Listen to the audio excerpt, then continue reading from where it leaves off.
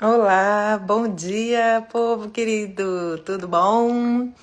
Hoje nós vamos fazer uma live super especial sobre esse tema tão complexo, tão profundo, que é o transtorno do espectro autista. E para isso eu vou convidar duas grandíssimas queridas profissionais, tá?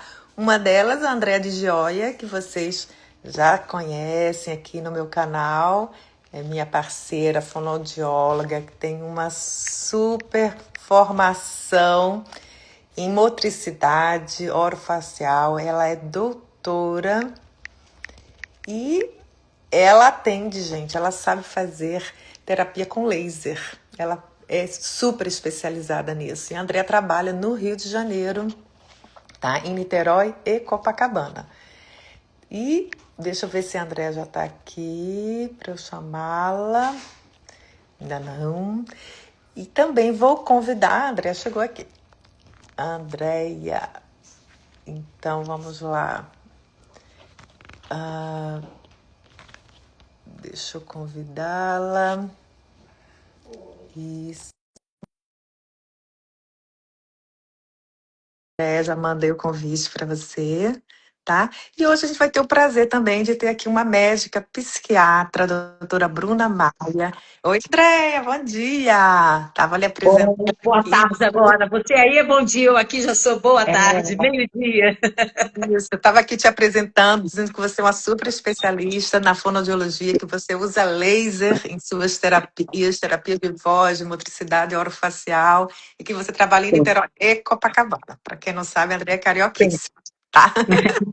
E eu vou ter o prazer hoje de convidar também uma especialista, uma psiquiatra, que é a doutora Bruna Maia, que é lá do Tocantins, lá do centrão do Brasil. A doutora Bruna já entrou aqui, deixa eu convidá-la para entrar. Deve estar chegando aqui. Para a gente falar, né, sobre esse assunto que, como eu sempre digo, nunca é demais, a gente tem que estar sempre falando sobre o tema. Bom dia, boa tarde, doutora Bruna. Boa tarde, Gigi. Boa tarde, Andréia. Boa tarde, minha linda. Tudo Então, estava aqui me bem? apresentando, tá? Dizendo que a senhora não, você, né? Porque Você. essa cara de menina. Então, a doutora Bruna, ela é formada pela UNIRG, que é a Universidade do Gurupi, em Tocantins, tá? Ela fez a especialização dela em psiquiatria pelo IPUB, no Rio de Janeiro, e ela é especialista, gente, em psiquiatria da infância e adolescência pelo Hospital de Ensino Albert Einstein. Então, é assim, top das galáxias, né? Então, pessoal, hoje muito bem-vindas. Que a nossa live seja assim, uma live de trazer muitos conhecimentos, tá? De partilhar aqui. Já tem mãezinha entrando aqui, a Mari, mãe de pacientes. E é que a gente traga mais conhecimento para as pessoas, tá? Para as famílias, para os profissionais, de um assunto que, para mim, é incansável, né? A gente falar sobre o transtorno do espectro autista, ok? Então, meninas, vamos começar? Estão preparadas? Vamos lá. Preparado? Então, vamos lá. Doutora Bruna, vou começar por você, tá? Então, Eita, responsabilidade. como a gente vai falar sobre TEA, né? Essa sigla, né, muito falada, é muito mais comum, né, do que o nome completo. Então, eu gostaria que você me explicasse, né, por que TEA é transtorno do espectro autista? Tá. Então vamos lá. Só essa pergunta já dá pra gente ficar o dia inteiro, né? Aqui. Mas vou tentar resumir um pouquinho. Então, quando a gente fala de TEA, transtorno do espectro autista, a gente tem que entender que vai ser considerado um transtorno, apesar de a gente entender hoje que não tem uma cura. Então, é diferente de outras doenças, transtornos mentais mesmo que a gente coloca.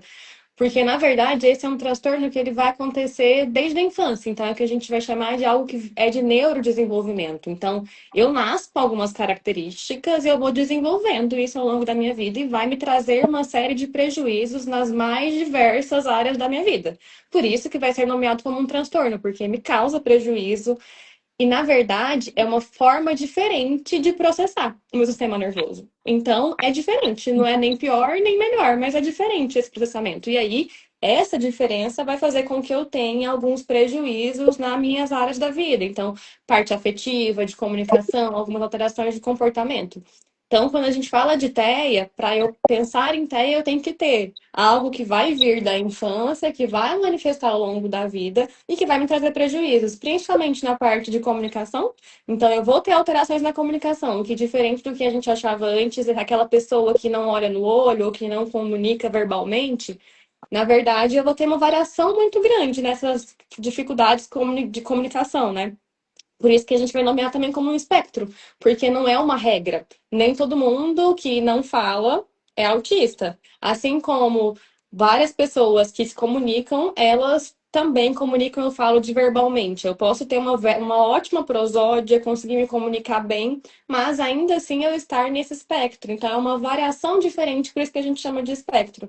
Então, cada pessoa que está no autismo, né, no espectro autista, tem uma manifestação diferente, uma forma diferente de ver o mundo. Por isso que a gente vai nomear isso como um espectro. Acho que eu respondi assim, mais ou menos resumido. Não sei se ficou claro. Eu acho, não sei se a Andrea concorda, né? Eu acho que essa sigla, né? Transtorno do espectro autista, desculpa a voz, que eu tô, aqui tá muito frio e eu fiquei um pouco gripada, tá? Eu acho que veio, né, Andréia, ajudar um pouco, deu uma acalmada na gente, né? Porque, assim, antigamente, lá no início da profissão, nossa, a gente só dizia que era autista o nível 3. Só Sim. chegava pra gente nível 3 com o diagnóstico de autismo. E os outros ficavam perdidos, a gente não tinha diagnóstico. Aí a gente dizia assim, uma disfasia, é um atraso de desenvolvimento da linguagem, né? É um atraso global. Aí tinha atraso específico e atraso global. Mas não é? Então, acho que deu uma acalmada para a gente saber que existe esse espectro que vai variar, né? Sei lá, ou seja, cada indivíduo vai ser um tipo de autismo. Verdade é essa, né? E doutora Bruna, o que te fez assim trazer para esse universo tão grandioso? Então, eu tenho um pouquinho assim para entrar na psiquiatria, porque justamente eu tenho familiares, né, ali, assim, de primeiro grau que têm algumas questões de saúde mental. E eu tenho uma irmã que hoje a gente sabe que ela é autista nível de suporte 3, não verbal, com deficiência intelectual. Na verdade, ela tem uma síndrome genética, que é a síndrome de Phelan-McDermott. E essa síndrome, uma das características dela é o espectro e também crises de epilepsia. E então, na época eu até morava ali assim no Rio, quando eu fui para psiquiatria, mas eu sempre falei, não vou mexer com nada que envolve autismo, com nada que envolve criança, porque a minha relação vai ser muito conflituosa, vai ser muito difícil, vai ser difícil separar as coisas.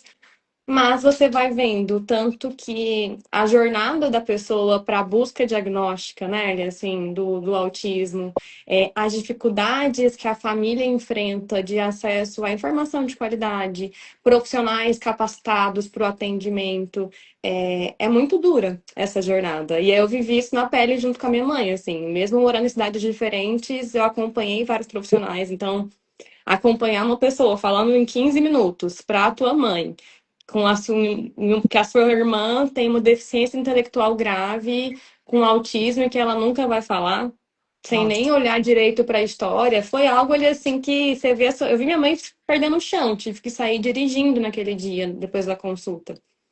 E aí você fica, gente, as pessoas não estão preparadas para conversar com outros humanos. E aí acho que essa abordagem, ele, assim, esse olhar me fez depois começar a me debruçar mais sobre o autismo, sobre o espectro. E claro que eu aprendo muito, né, com a minha irmã também. E você vai vendo que é uma comunicação que é diferente, uma forma muito diferente de lidar, um respeito aos limites que hoje ela me ensina muito mais do que eu, ela, em muitas, muitas questões. Então, acho que foi o principal motivo que me fez buscar ali, assim, entender mais a psiquiatria infantil, falar um pouco mais sobre autismo, foi isso. É muito comum isso, né, André? Às vezes a gente tem experiências pessoais, né, que levam você. E você, André, como é que tu entrou nesse universo aí?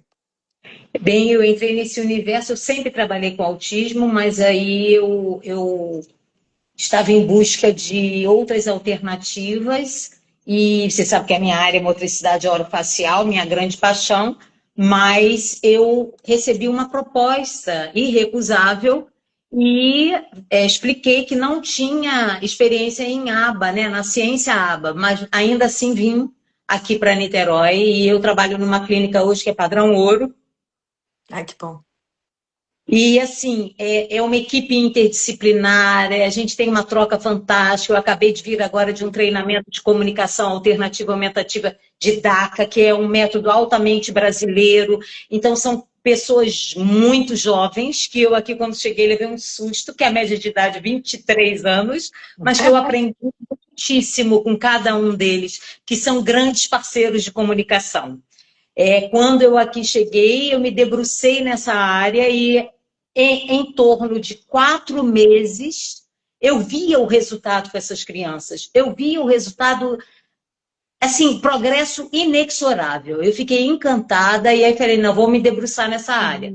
Criei o programa de laser terapia na aba e hoje a gente tem um quantitativo de mais de 100 crianças que se beneficiaram com esse programa, não só baseado no ILIP, mas também com alterações de salivação, excesso de salivação e outras questões, bruxismo, DTM. Foi fantástico esse resultado que eu encontrei, que eu estou escrevendo sobre isso, a gente já está em busca aí de um artigo. Você sabe que a minha visão é toda científica. Então, eu aqui vim porque eu me encantei, primeiro pelo espaço, pela oportunidade que essas pessoas têm de fazerem as trocas e também pela proposta que eu aqui encontrei.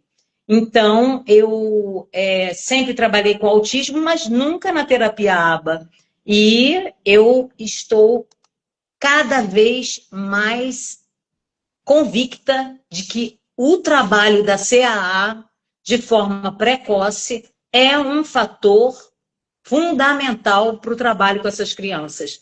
Você vê que as alterações comportamentais, elas têm domínios sociocomunicativos e comportamentais. E os padrões repetitivos, as dificuldades de interação social desde a infância, é uma coisa que chama a atenção da gente. Por quê? Porque a interação, você sabe que eu também, além de tudo, sou coach em voz, e tem um modelo chamado SCARF, né? 70% dos estudos provam que a interação social é a base para a felicidade. Se a gente não interage socialmente, a gente não cresce profissionalmente, não cresce como ser humano, não promove a oportunidade do encontro. Só que eu estava falando isso agora, acabei de falar, que o grande barato, e isso eu aprendi com um grande parceiro também, que era psiquiatra, né, que já, Deus que tenha na glória do paraíso, porque ele veio a óbito tem 2 anos, está completando agora, dia 14 de fevereiro, 2 anos, aprendi muitíssimo com ele, doutor Luiz Otávio de Castro. Ele falava que o ser humano tem que abrir uma janela para a pessoa entrar nesse universo, né? Nesse universo íntimo. Ele gostava muito de trabalhar com esquizofrenia, o pai era pediatra infantil, ele não quis entrar na área pediátrica, mas eu aprendia muito com o Lu, porque é isso, é você abrir uma janela. E o universo, quando você abre essa janela, você entra no universo complexo do outro ser humano. A gente encontra pais muito afetivamente mexidos. A gente encontra profissionais que estão dispostos a entrar nesse universo, profissionais que estão dispostos a ajudar essa família. A família com diagnóstico autista, a família fica toda doente. E você tem que criar oportunidades de rapport, oportunidades de mostrar àquela pessoa que você está aqui junto com ele. Estamos juntos e nós vamos chegar num resultado. Inexoravelmente, ao longo desses 4 meses que eu vejo essas crianças entrarem, independente da faixa etária, Gigi, Isso é legal. eles melhoram, eles evoluem. Crianças, isso é muito bom de ouvir. Crianças heterolesivas, elas melhoram com a ciência ABA. E eu estou aqui para dizer para você que eu estou fazendo estudos nessa área. Porque você sabe que a minha visão é sempre científica, né? Então, assim, é muito bonito o trabalho. Eu fico muito feliz, André, de ouvir isso, né? Porque como a doutora Bruna falou, é tão difícil encontrar lugares assim acolhedores, né, que façam um trabalho bacana, que consigam juntar, né, ciência com acolhimento, né, fazer ter as duas partes juntas e cada vez mais cedo, como você falou, já desde pequenininho, né, as pessoas, as famílias poderem encontrar. Eu comentei com a doutora Bruna ainda há pouco que ontem mesmo chegou uma família que, como ela falou, que ela foi em 15 minutos o diagnóstico da irmã dela. Recebi uma família que acabou de chegar do Brasil e um menino que nunca teve problema no Brasil, 7 anos, aqui foi em meia hora foi diagnosticado com autismo level 2, né, nível 2. Então, assim, Level gente, que qualidade é essa de atendimento, né? Que acolhimento foi esse? Que rapport foi esse estabelecido? E o menino está 6 meses, não quer falar inglês, né, na escola.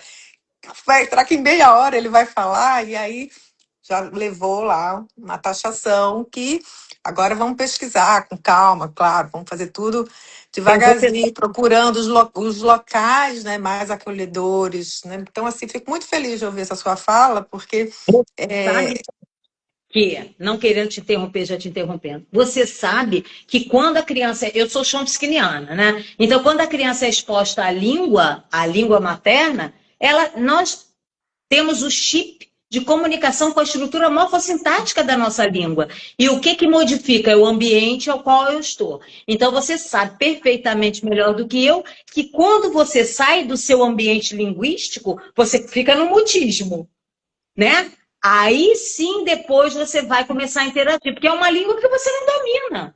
A nossa língua mãe, o menino tinha língua mãe portuguesa. Chega lá, dependendo da idade, eu já peguei vários casos de bilinguismo de crianças que não estavam em condições de falar e que vieram para mim e assim, a escola, uma escola acolhedora, uma escola que realmente tem condições de pensar no neurodesenvolvimento, uma escola parceira, uma escola que promove interação social, que é completamente voltada para a neurodivergência, resolve também muita, muita ajuda muito coisa, ajuda a muito. criança. Muito. Exato. Então, assim, como a nossa live é sobre perspectivas, TEA, né? Estamos começando aí o ano 2026. Eu queria que a doutora Bruna falasse aí quais são as perspectivas que a gente tem de diagnóstico, né? Vamos começar pelo diagnóstico, já que a gente está falando aí desses casos que, né? Tão difícil, Sim. né? O diagnóstico diferencial, danado do diagnóstico diferencial, ou coisa difícil de se fazer. Sim. Tem alguma perspectiva aí para esse ano, 2026, doutora Bruna? E eu acho que as perspectivas elas estão mudando muito, né, Ali, assim, ao longo dos últimos anos. E é algo que eu acho muito interessante da gente olhar é muito por essa vertente do espectro mesmo, né? Então, até aquilo que tu comentou um pouquinho antes, é que antes vocês recebiam, né, ali na fono só os autistas nível de suporte 3, e que então é um alívio começar a atender e entender que outras pessoas também vão ter comprometimento da linguagem, que vão precisar de auxílio. E isso muito por conta dessa perspectiva de espectro, que é algo que é relativamente novo. E quando a gente começa a entender que o autismo ele vai ter como uma questão central uma alteração na parte da comunicação social, e isso pode ser com a linguagem verbal ou com a não verbal, então eu posso me comunicar bem, mas às vezes eu não entendo. Há uma ironia, um sarcasmo, um ditado popular ali, e eu saio reproduzindo isso ou eu preciso ficar repetindo uma frase porque eu demoro para processar, e aí eu tenho que responder isso depois, que é o que a gente vai chamar de ecolalia. Então, você me perguntou isso, perguntou isso, perguntou isso, eu vou ficar reproduzindo isso enquanto eu estou buscando ali uma resposta, entender e buscar uma resposta para poder te dar. Eu acho que é muito rico isso, porque a gente começa a olhar que tem as implicações diferentes e que isso vai impactar diretamente no diagnóstico. Não à toa, a gente tem um aumento do número de diagnósticos e a gente ainda não tem uma resposta certa se é porque aumentou realmente a quantidade de pessoas que têm autismo, mas porque hoje a gente diagnostica mais, porque então pessoas que antes a gente não conseguia acessar esse diagnóstico, hoje a gente acessa. Então, essas pessoas que têm um autismo, nível de suporte 1, nível de suporte 2, hoje elas entram. Tanto que se a gente for parar para olhar, né, algo que antes estava no DSM, que era a síndrome de Asperger, que foi ali nomeada em 1994, só agora que a gente consegue colocar ela no espectro. Então, todo mundo que era Asperger, hoje está no espectro Tá no autista. espectro. E até pro próprio Asperger, se a gente pegar pessoas que têm mais de 30 anos, elas nunca tiveram esse diagnóstico de Asperger. Uhum. Então, só agora que a gente começa a ter essa visão diagnóstica, porque era algo que era muito sutil. Eram pessoas que eram funcionais, que trabalhavam, que têm o dia a dia, mas que elas têm uma dificuldade numa comunicação social, têm algumas alterações comportamentais e que isso traz prejuízo. É aquela história do eu consegui me formar, eu consegui ter um relacionamento, eu consegui comprar uma casa, mas a que custo? A custo de muita ansiedade, a custo de muita depressão, a custo de vários episódios de burnout ao longo da minha vida. Então, Uhum. esses são os diagnósticos diferenciais ali também que inclusive chega. E aí, hoje eu pego muito, hoje eu ainda atendo adultos e tô ali assim, indo mais agora para a parte da infância.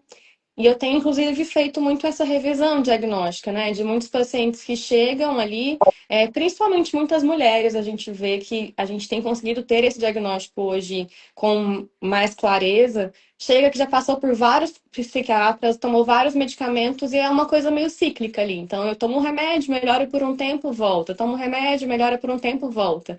E aí tu começa a investigar e percebe que sempre que ela tem ali assim uma crise, ela larga tudo. É como se fosse um burnout que ela tem, mas que tem uma característica muito de uma sobrecarga. A pessoa ela saiu pegando várias atividades porque ela tem dificuldade de falar não, de colocar limite em algumas situações, se sobrecarrega. E aí a gente tem uma questão central das neurodivergências ali, que é uma disfunção executiva. Então, eu vou ter uma dificuldade de planejar, processar, organizar aquilo. Não dei conta, vem a frustração. Aí eu paraliso. Começo a me comparar com as pessoas da minha faixa etária que fazem as mesmas coisas que eu estaria fazendo e que elas dão conta e eu não dou. E aí eu deprimo. E aí elas iam no profissional nessa época. Mas enquanto a gente não olha para todo esse histórico dela e vai lá na infância e busca alguns detalhes, a gente não chegava nesse diagnóstico. Então, acho que se a gente for ver uma perspectiva maior ali, assim, acho que hoje é justamente essa, da gente estar conseguindo olhar para os diagnósticos de quadros que chamariam de leve, apesar de que não existe um autismo leve, mas que é esse nível de suporte 1, que tem um nível intelectual na média para a média superior, que às vezes tem altas habilidades e que fez muito masking ao longo de toda a vida e que hoje a gente está conseguindo identificar. E essa identificação é algo que ainda é difícil, então não é uma consulta aí de 15 minutos. Eu vou olhar para toda essa história da pessoa, vão ter que muitas vezes pegar a história colateral, então pegar outros familiares que vão contar como é que foi essa infância, como que foi esse Uhum. desenvolvimento, porque como a gente disse, o espectro ele tem desde o início da vida, né? É algo que é de neurodesenvolvimento, então tá nos outros momentos da vida presentes, mas em graus diferentes de prejuízo que a gente vai gerar. E aí a gente conseguia olhar para essa infância e tá, então realmente essa pessoa tem. E na mulher, acho que é algo que a gente tem falado muito hoje, que mulher a gente tem o dobro de quantidade de neurônios em espelho. Então, até os critérios diagnósticos que antes a gente usava para o autismo, eles têm que ter uma flexibilidade maior para a mulher. Porque não dá para a gente comparar. Tanto que não à toa a gente fala que mulher é muito mais sensível, mulher é muito mais emotiva, mulher pega as coisas no ar. E geralmente as primeiras brincadeiras, né, da criança ali é pegar o salto da mãe, um blazer, colocar e vai andando em casa. Então, desde ali ela tá imitando. Ela faz muito isso e é uma habilidade que desenvolve desde a infância, muito por conta desses neurônios em espelho. E no autismo isso vai ter uma alteração. Então, desde muito nova, a mulher ela já começa a imitar. E o imitar faz com que as pessoas em volta acreditem que aquilo é normal. Então, ela não tem nenhum problema porque ninguém está vendo. Mas para ela imitar algo, ela está gastando muita energia neural ali, né? Está processando muito o tempo todo. E isso leva a uma exaustão. E Então, doutora, acho que é assim, isso. qual seria a característica assim, principal ou as características principais entre o autismo level 1, o autismo 1 para o 2? Uhum. Os níveis de suporte, né? A gente. É. Porque para o 3 fica muito claro, Sim, mas esse linear aí entre o 1 e o 2 é tão difícil, porque eu escuto muito é, dos pais falando assim, foi diagnosticado, mas eu acho que não é nível 2, não é sim, nível 2, é nível 1, né? sim. É muito difícil até mesmo pra gente, assim, na prática, porque a pessoa chega aqui, a gente tem um corte dela, né? Um corte muito transversal, muitas vezes. Então, ela chega, é aquele relato que ela te traz e é aquele que as pessoas que estão em volta, elas estão trazendo para você. Para eu identificar qual que é o nível de suporte que ela precisa, que é o quanto de ajuda que ela vai precisar. Vamos falar de nível de suporte como quanto de ajuda para facilitar, assim, a linguagem.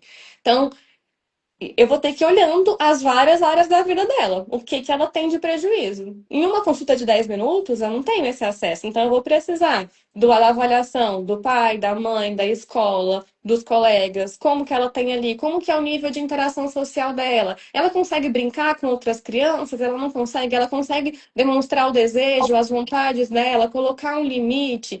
Ela quais são essas habilidades que ela tem? Ah, ela consegue de atividade de vida diária, consegue se vestir sozinha, consegue calçar, claro que de acordo com a idade, né? A gente vai vendo isso muito no desenvolvimento dela.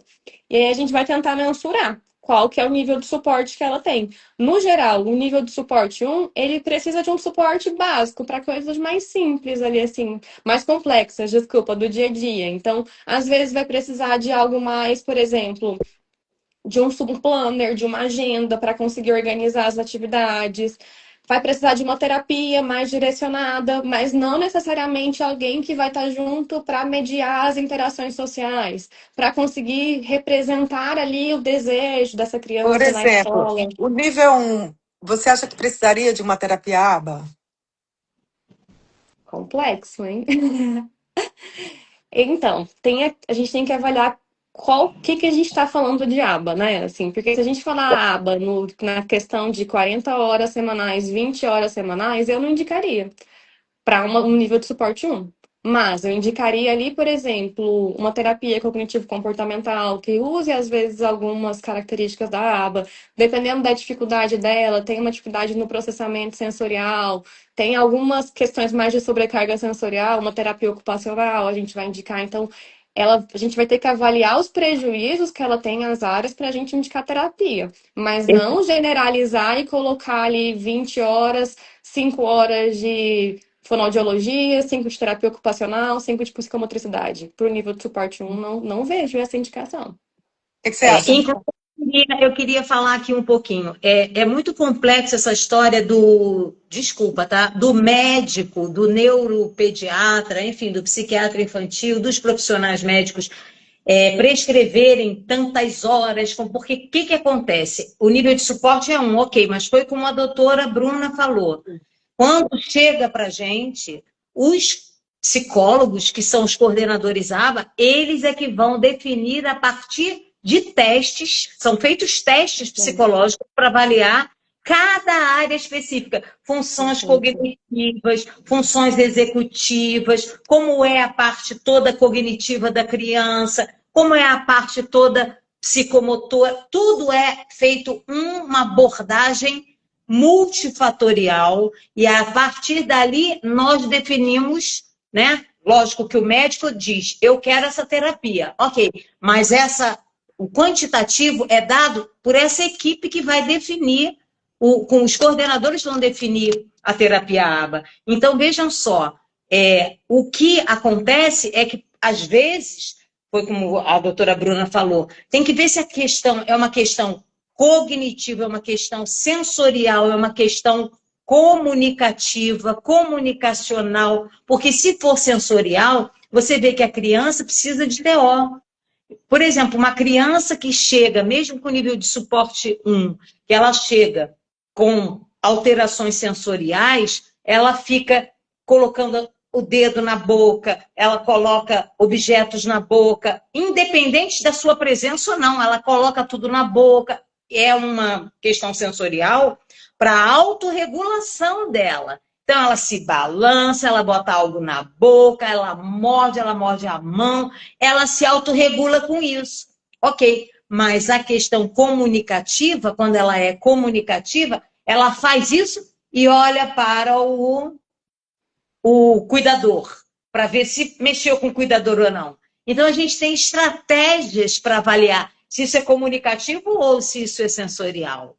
E se precisa de psicomotricidade, a equipe de... Você sabe que eu sou psicomotricista também. A gente vai fazer um exame para avaliar se realmente precisa desse estímulo. Porque você sabe muito melhor do que eu, porque Vygotsky já falava isso, que todo trabalho corporal precede a linguagem.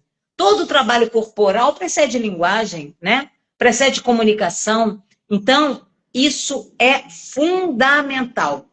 Quem define comunicação é o fonoaudiólogo. Quem define interação, quem define a comunicação e a intervenção precoce dessa criança é o fonoaudiólogo. Não pode chegar e dizer que o Uhum. psicólogo vai definir isso, não. Quem define é o fonoaudiólogo. Como também é o terapeuta ocupacional que vai definir as questões sensoriais. Vai usar mordedor, não vai usar mordedor? Nós fizemos a live aqui anterior com o Sim. doutor Paulo, né? Vai usar mordedor, não vai usar mordedor? Por que usar o mordedor? Qual é o problema? Você usa, às vezes, um mordedor para aquela criança e cria uma alteração de disfunção temporomandibular completamente desnecessária. Porque a gente pode, através da motricidade orofacial, trabalhar o equilíbrio dessas funções orais, o mastigar, o deglutir, a sucção, a mastigação, a deglutição, a fonação, a respiração. Tudo isso tem que ser trabalhado em conjunto. Tem Uhum. que ser. E é curioso. Ai, desculpa. Só Nada, completar uma não, coisinha aqui. completa que depois eu pergunto. Tá. E é curioso, né, isso, porque até para plano de saúde, eu não sei como que é aí nos Estados Unidos, mas aqui no Brasil, eu acho que uma das maiores dificuldades que a gente tem.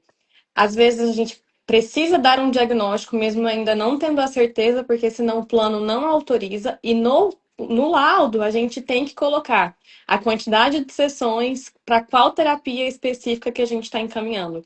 E qual que é a ideia das terapias, né? Assim que a gente coloca, mudar o nível de suporte. Então é possível a gente reduzir o nível de suporte. Eu estou no nível de suporte 3, eu ir para o nível de suporte 2, para o nível de suporte 1. Isso com as terapias, as intervenções que a gente vai realizando.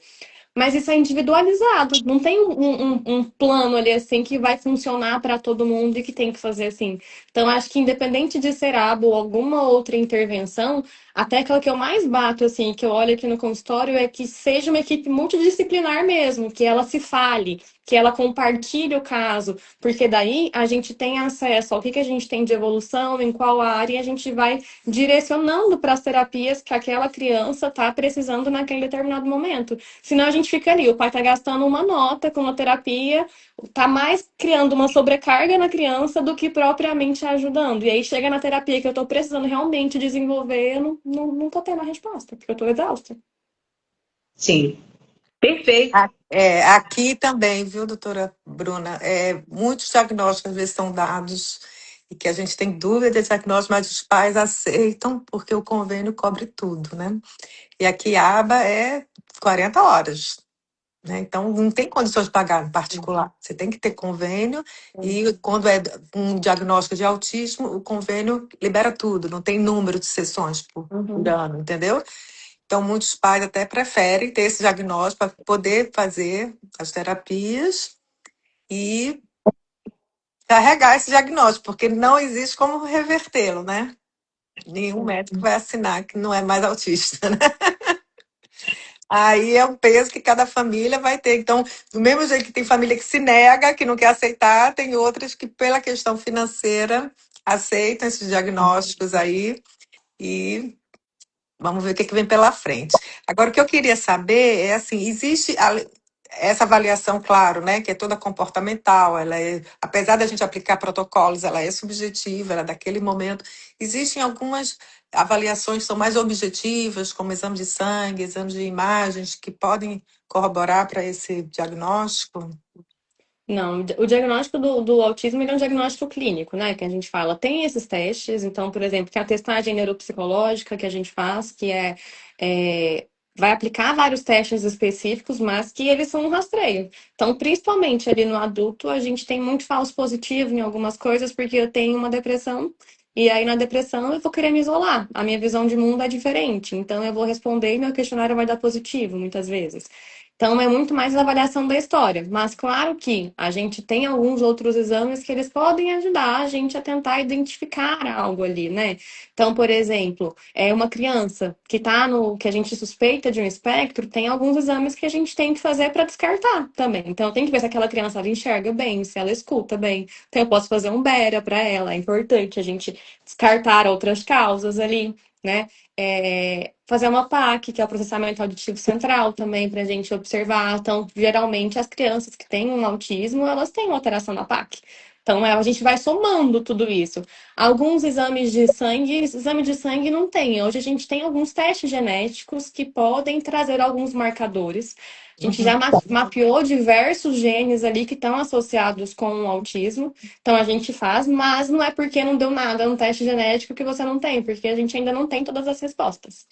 Então, acho que esses são os principais ali, assim, que a gente tem. Tem espectro cerebral, que vai mostrar uma funcionalidade diferente em determinadas áreas corticais, mas que a gente ainda não tem um que a gente fala que é patognomônico, ou seja, que deu alterado, que isso significa que é autista.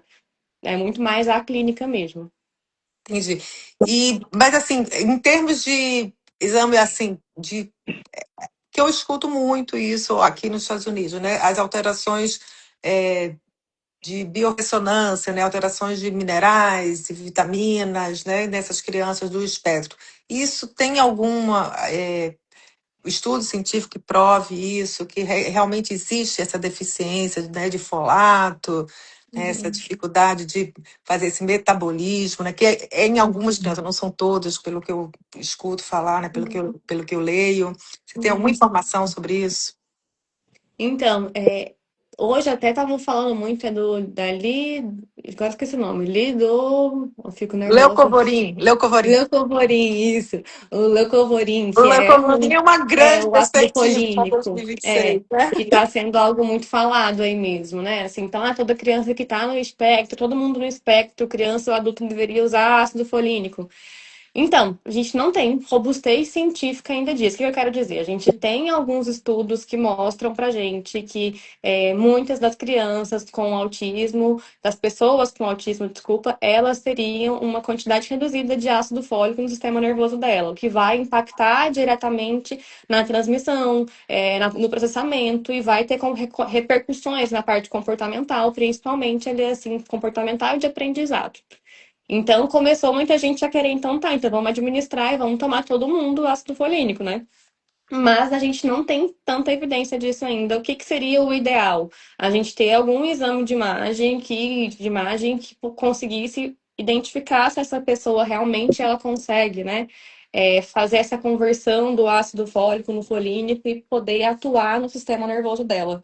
Então foi daí que surgiu isso do leucovorin. Mas a gente ainda não tem, assim, evidências claras, assim como de nenhum outro vitamina, alguma outra deficiência. Muito a gente está especulando, mas aí você vai ver, assim, são estudos que às vezes são 4 ensaios clínicos com um número pequeno de participantes, então não tem nada ali, assim, comprovado ainda.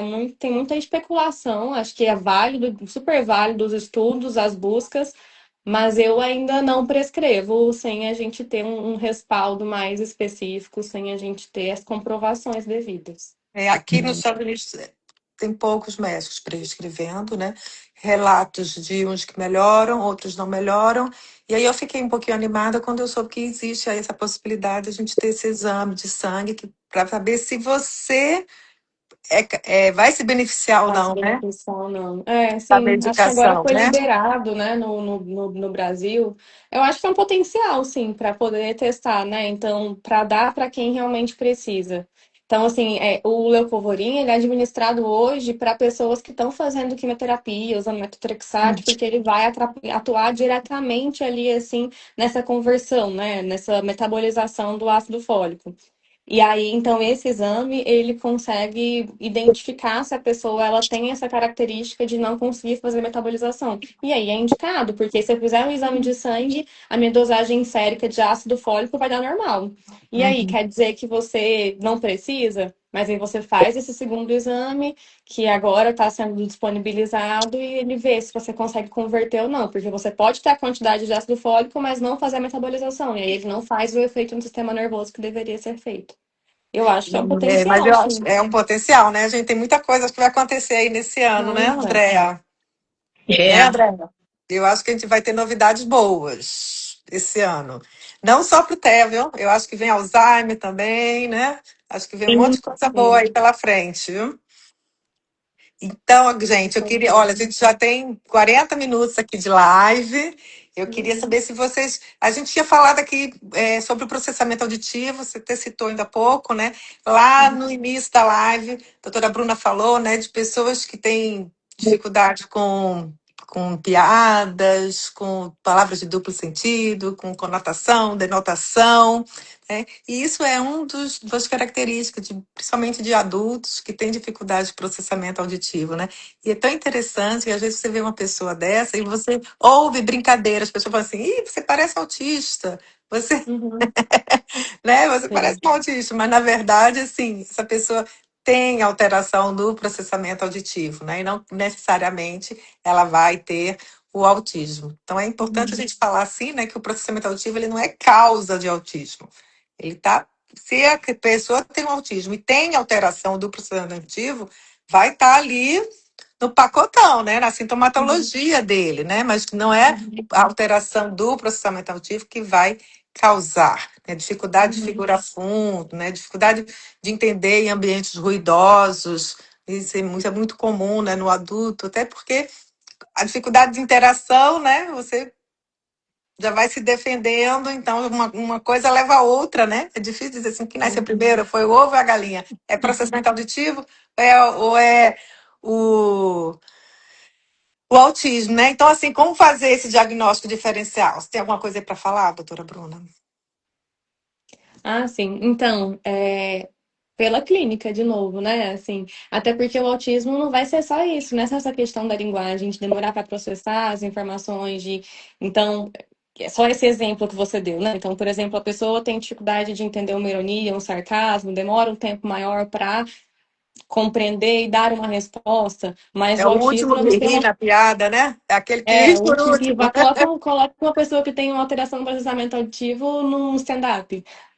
De É, repente, depois de 2 horas, ela tá rindo. Aí a gente, é autista. Não necessariamente, eu tenho que ver o restante. Porque, como eu disse lá no início, o espectro autista ele tem que ter duas características centrais. Então, é alteração na comunicação social, eu tenho uma alteração no que a gente chama de teoria da mente. Então, a pessoa, ela vai ter um prejuízo ali em compreender o que o outro quer dizer, entender aquilo que ela está pensando e conseguir exteriorizar isso, tudo aquilo que é mais social. E aí isso vai aparecer em graus diferentes, né? Então, não só nessa parte daquilo que a gente está conversando, mas também na linguagem, na expressão corporal da pessoa. Então, eu chego num ambiente, eu sei que o clima está tenso, porque eu tenho essa capacidade de fazer uma leitura do ambiente, mas o autista ele vai ter essa dificuldade de entender que ele está sendo inconveniente, porque talvez alguém feito alguma grosseria ali, às vezes ele não vai entender. E junto com isso, eu preciso ter alterações comportamentais. Então, no espectro, a gente tem uma rigidez muito grande no comportamento. E aí isso vai manifestar de mais diversas formas. Eu preciso de previsibilidade. Então, tudo aquilo que foge daquilo que é previsível vai me fazer ter muito mais processamento. E aí vai me levar a uma exaustão, a uma sobrecarga. Então, eu gosto de rotinas, eu tendo a preferir comer sempre os mesmos alimentos, ir sempre nos mesmos lugares, pegar os mesmos caminhos. E claro que isso vai variar muito de pessoa para pessoa. Eu posso ter comportamentos repetitivos, então, até aquelas estereotipias, né? Então, eu achava que a autista era só quem fazia o flapping, ou quem balançava, assim. Na verdade, muitas vezes isso é para se regular por conta de alguma sobrecarga. Mas mulheres mesmo no espectro, elas fazem muito isso para se regular, mas de uma forma mais discreta. Então, pode ser pegando no canto da boca, mexendo na unha, mexendo no cabelo. Então, são outras manifestações. A sensibilidade sensorial, né? Então, eu posso ter uma hiper ou uma hipossensibilidade. Então, eu tendo a ouvir barulhos que outras pessoas não escutam e me incomodo muito com esses barulhos. Parte tátil, eu não gosto de abraço, de toque ou só de toques mais grosseiros. Cheiro, sinto cheiro de comida podre antes dela apodrecer na geladeira. Então, são alguns exemplos. Então, acho que essa é a principal diferença. O autismo ele é um espectro, ele vai vir da infância ali e vai estar junto com essas duas características centrais e que vão te trazer prejuízos. E André, lá na clínica de vocês é só criança ou tem adulto? Eu só trabalho com crianças e adolescentes. O que eu queria falar, Gigi, é que, Hum. assim, em termos de um guia prático para os pais, que eu acho que eu fico preocupada com isso. Nas alterações comportamentais, a gente tem que botar a oportunidade de criar rotinas estruturadas, como falou a doutora Bruna. Então, por quê? Porque diminui a ansiedade e as crises. A gente tem que pensar em antecipação de mudanças, que seria a previsibilidade. A gente tem que pensar no reforço positivo. A cada oportunidade que a criança evolui, mostrar o quanto que isso cria esse reforço positivo, porque aumenta a motivação da criança, né? E um ambiente sensorial adequado, minimizando os ruídos, melhorando, né? Porque isso cria a autorregulação. E o desenvolvimento da linguagem, a modelagem da comunicação tem que ser feita através dessa linguagem dos pais, repetindo as frases simples, frases do cotidiano, brincadeiras interativas, o esconde-esconde, jogar bola, trocas comunicativas, uma leitura compartilhada, onde as crianças podem, ao dormir com os pais, né, os pais contarem pequenas histórias para as crianças, aumentando esse vocabulário, a participação ativa dos pais, porque o trinômio, né, ambiente escola, os pais, né, os familiares e o ambiente de clínica terapêutico, cria uma tríade importantíssima para o progresso desse tratamento. Porque se a gente botar toda uma situação estruturada, como falou a doutora Bruna, criando previsibilidade, com calendários, explicando a criança, né? Por exemplo, os gestos que a criança faz, o apontar, são marcadores. O apontar, o imitar, ela consegue mostrar a você o que ela quer. Isso é marcador para a boa linguagem. Tanto que para a comunicação aumentativa alternativa, você tem que ter esses indícios, esses pré-requisitos, né? E a prática funcional. A linguagem vem a partir da modelagem pragmática, é o sociopragmatismo, a partir da intenção comunicativa. Se a criança tem intenção de se comunicar, então automaticamente você cria uma oportunidade dela criar essa situação dentro do ambiente em que ela está, para depois a gente começar a colocar a criança com outra criança, interagindo, brincando. Isso é fantástico. É fantástico. Mas, André, você falou aí, eu lembrei de uma fala um professor nosso, um grande professor chamado Jaime Zorzi, você sabe quem é. E o doutor Jaime, uma vez ele falou numa palestra, eu fiquei, nunca vou esquecer, né? Ele falou assim, a gente culpa muito, né, os pais. Ah, você não estimula seu filho, você não brinca com seu filho, fazer tudo isso que você falou aí, né? Lembrar que a criança autista, ela não é autista, ela é criança. Ela é criança, né? Tratar dela como criança. Só que tem pais que não fazem isso. Olha que visão esplêndida. Ele descobriu que assim, a culpa não era dos pais, não era os pais não queriam fazer ou não sabiam. É porque a criança, ela não estimulava eles a fazerem.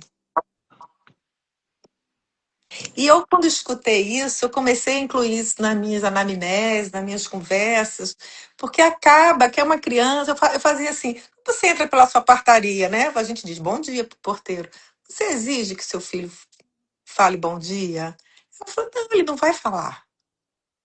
E aí o pai faz uma vez, faz duas, a criança não responde, eles vão parando de fazer. Entendeu? Então, assim, esse trabalho de orientação parental, né, aqui eles têm até, assim, objetivos específicos em terapia aqui nos Estados Unidos para isso, né? Tem até uma sigla que agora eu esqueci, que a gente tem que ter esse papel de ensinar esses pais, né, que essa criança é criança e precisa ser estimulada como se fosse uma criança de desenvolvimento adequado, então que não está fora do padrão. E isso requer trabalho, né, André? Isso requer. Não é uma sessão, é duas, é um processo, né, muito grande, né? Então, Tem acho assim. vários protocolos, né? Então, assim, lembrar disso, né? Que a criança, ela não é. Você ri para uma criança, ela não ri de volta, você não vai rir de novo. Você não vai fazer gracinha de novo, você vai parar de fazer, né? Então, acho que a gente tem que ter essa reflexão sobre isso, né? E para poder ajudar mais ainda esses pais, dar mais acolhimento e não culpá-los ou dizer que a falta do progresso, né? É por causa disso, né? Então, a gente tem que puxar cada vez mais esses pais para a terapia, né? sensibilizar os pais da importância do trabalho fonoaudiológico. Por quê? Porque muitos ouvem, eu estava falando isso hoje agora no treinamento, todo mundo fala em alta tecnologia, porque a CAA pode ser em baixa tecnologia ou em alta tecnologia. Em baixa tecnologia a gente tem métodos, por exemplo, como o PECS, que é um método americano, que você está cansada de conhecer, o australiano, que é o POD, e a gente tem o DACA, que é o nosso método criado por colegas brasileiras. Eu acabei de falar. Pernambuco, de Pernambuco.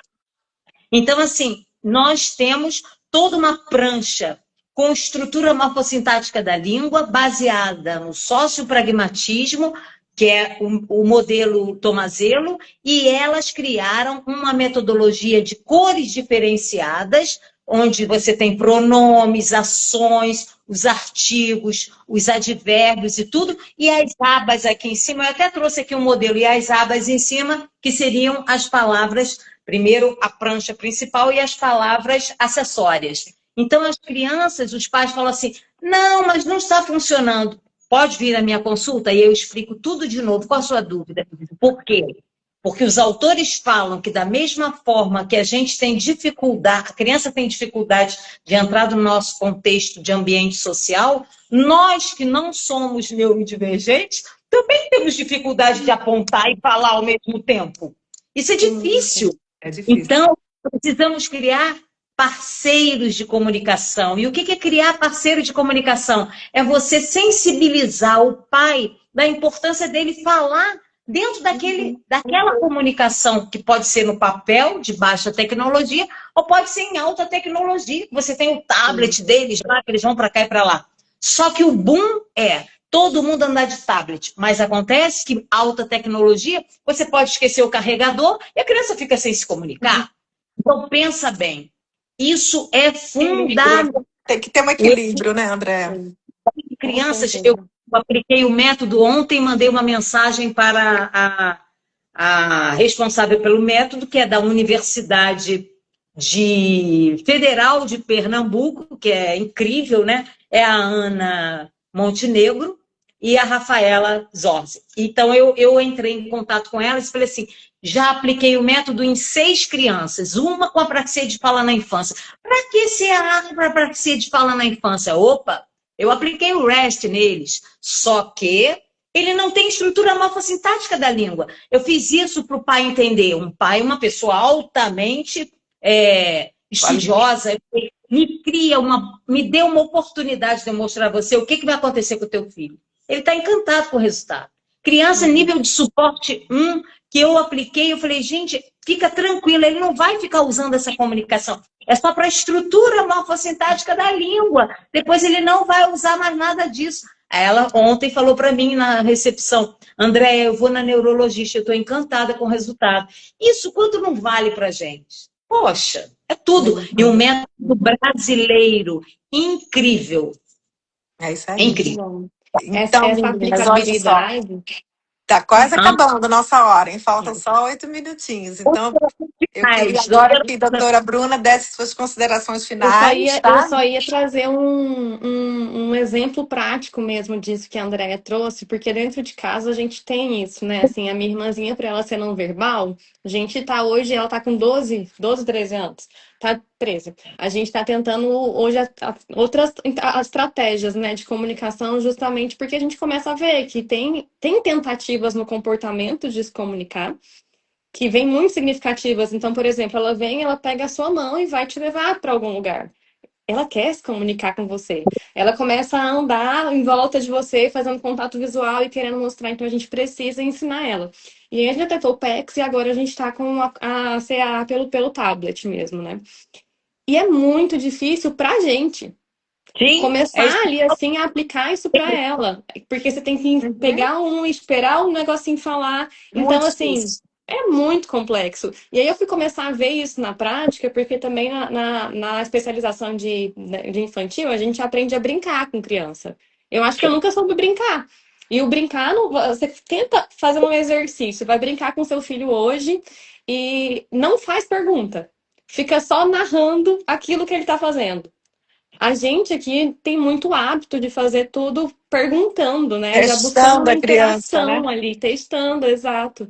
E aí não desenvolve. Então, assim, você está criando outras estratégias. Então, acho que esse o aprender a brincar com a criança, a comunicação é um aprendizado contínuo que a gente tem. E que é isso, a gente está cansado no dia a dia, tive um dia de trabalho, chego em casa exausto, vou pegar meu celular e eu vou fazer o quê com a criança? E aí eu espero que ela vai aprender. Ui, Enfim. Mas é outra live. É Bruna, outra.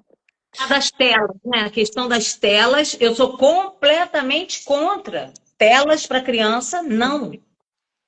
Também sou, André. Exatamente. Não. Eu também sou, André.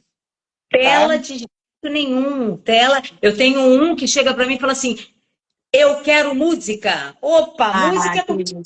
tela, não. Você ouve a música, Uhum. mas nada, não precisa ver nada disso.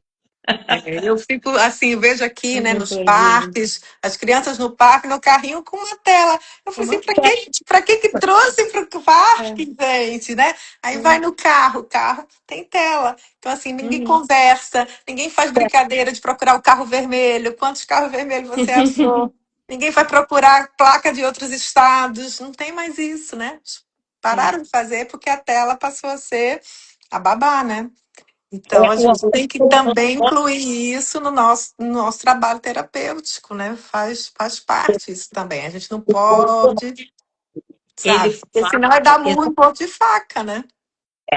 O Labov fala exatamente isso. Entre você ficar brincando com a criança, perguntando um monte de coisa, simplesmente ouve.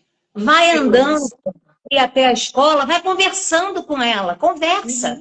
Uhum. E naturalmente ele usa um termo banho linguístico. Banho linguístico é isso, você ouvir, a escuta, interagir. Isso é fantástico, né? Comunicação, de um modo geral, é multimodal, é via de mão dupla, e vamos combinar que tudo perpassa por uma boa comunicação, né? É isso aí. Gente, olha só, tá acabando nossa hora aqui. Eu queria agradecer a vocês, tá? Eu falar que amanhã eu vou numa feira de comunicação Ah, alternativa. Acompanhe meus stories amanhã, porque vai ter todas as novidades de ótimo. comunicação alternativa aqui amanhã, tá bom? Para vocês. E agradecer muito, doutora Bruna, pela sua participação, pela sua contribuição. Amei saber da sua história linda, tá? Que tudo dê certo no desenvolvimento da sua irmã, no seu trabalho lindo, né? Eu queria deixar aqui assim, eu amo trabalhar com autismo, tá? Mas vamos pensar nos adultos autistas, né? A gente tem que pensar Sim. nessa galera aí que tem que ir para o mercado de trabalho, né? Tem que ir para a faculdade e vamos criar perspectivas aí para essa população. Andréa, mais uma vez, ó, você é top, amiga. Tenho muito orgulho de ser sua amiga, viu? Moacir Diamond está aqui dizendo que está amando, não sei o quê. Ele está aí nos Estados Unidos passeando. Eu mandei aqui para ele. Aí o Moacir. Ai, que Moacir e a legal. Elsa fazem um trabalho belíssimo também. Eu fico Obrigada. muito feliz. A live vai ficar gravada, tá? Depois eu passo o link para vocês colocarem na mídia de vocês, tá bom? Mas Tá já vai ficar ótimo. aqui no meu Insta, para quem quiser depois assistir só pedacinhos, tá bom? Quiser Tá pesquisar ótimo. aí, quem quiser conhecer a Andréa, a doutora Bruna, e aí eu vou colocar lá o Instagram de vocês, tá bom? Pra gente. Ótimo. A live, o tudo da live é esse, não é esse momento, é ela ficar Sim. live forever. Sim, adorei. Muito obrigada pelo convite. Foi ótimo trocar com vocês, saber um pouquinho como que estão as coisas por aí, entender um pouquinho mais dessa visão mais da fono, né? Eu gosto muito desse trabalho assim compartilhado. Acho que é muito complementar mesmo. Muito obrigada aí pela oportunidade. Eu que Olha, eu agradeço. agradeço muitíssimo. Gigi é sempre essa simpatia, faz as coisas se tornarem leves. Muito obrigada. Doutora Bruna, um encanto te rever depois de tanto tempo. Pois é, muito bom. Olha, agora você voltou para sua cidade. Sucesso Sim, para você, pra felicidades. você também. Muito Saúde, obrigada, estamos paz e aqui. bom carnaval, hein? Um beijo, tchau, Até a tchau. próxima. Tchau. Até.